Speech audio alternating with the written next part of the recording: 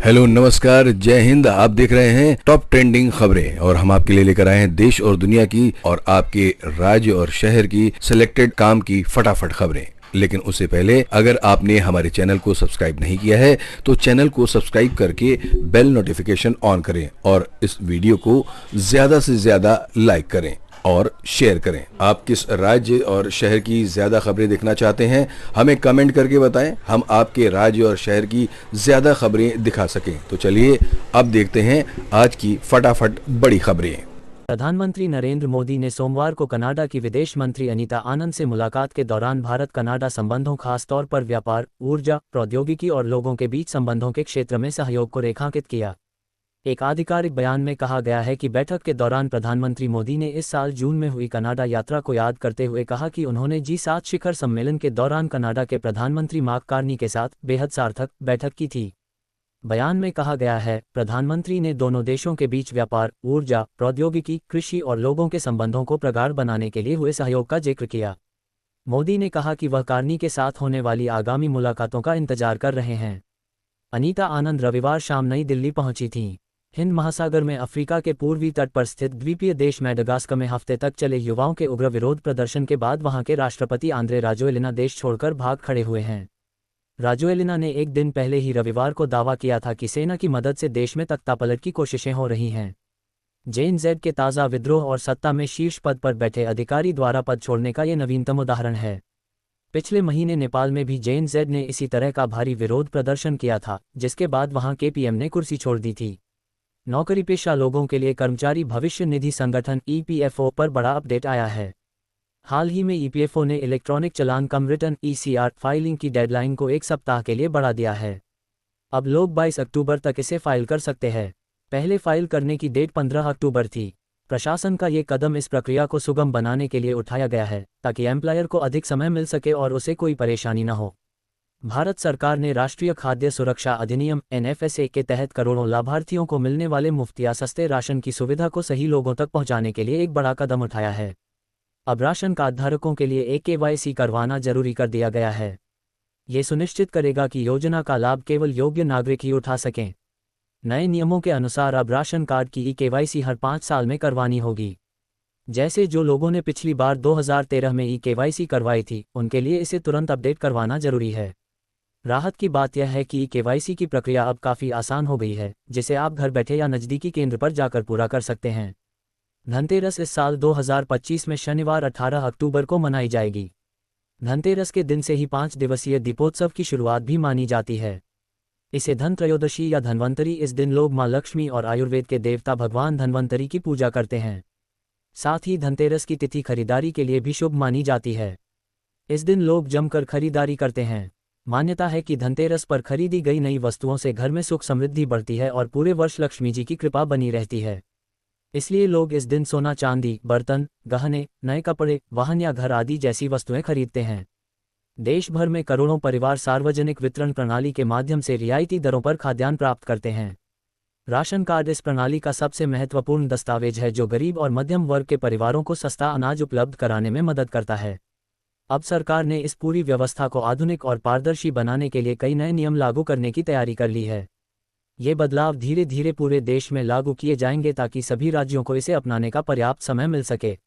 नई व्यवस्था का मुख्य उद्देश्य डिजिटलीकरण, पारदर्शिता और लाभार्थियों की सुविधा को बढ़ाना है।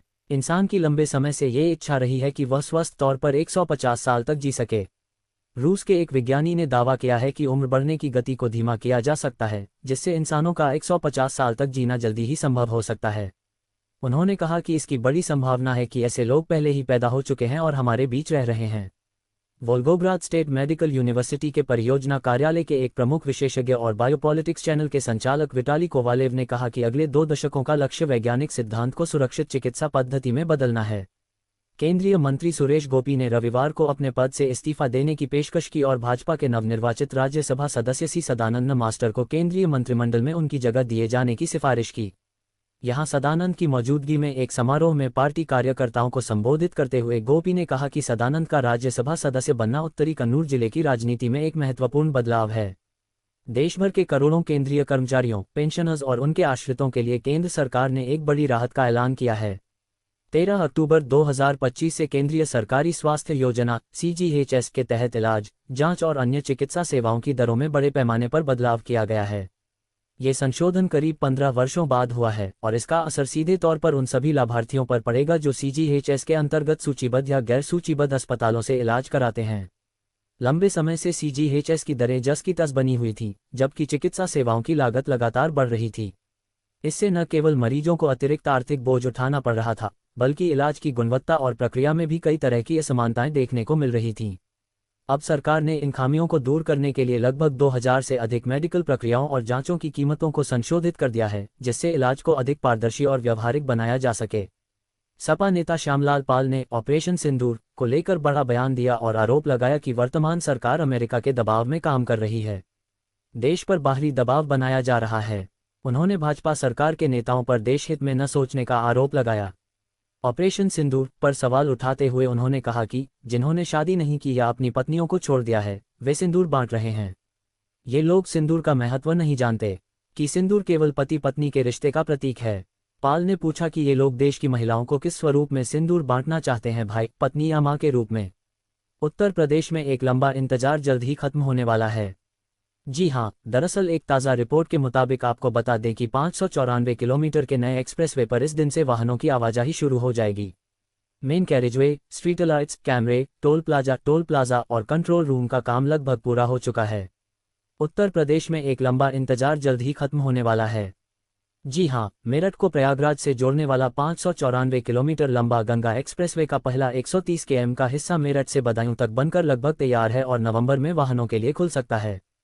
ट्रंप ने कहा पाकिस्तान अफगानिस्तान के युद्ध को लेकर भी प्रतिक्रिया दी। उन्होंने कहा, यह मेरा 8वां युद्ध होगा जिसे मैंने रुकवाया है। मैंने सुना है पाकिस्तान और अफगानिस्तान के बीच भी युद्ध चल रहा है, लेकिन मुझे अपनी का इंतजार करना होगा।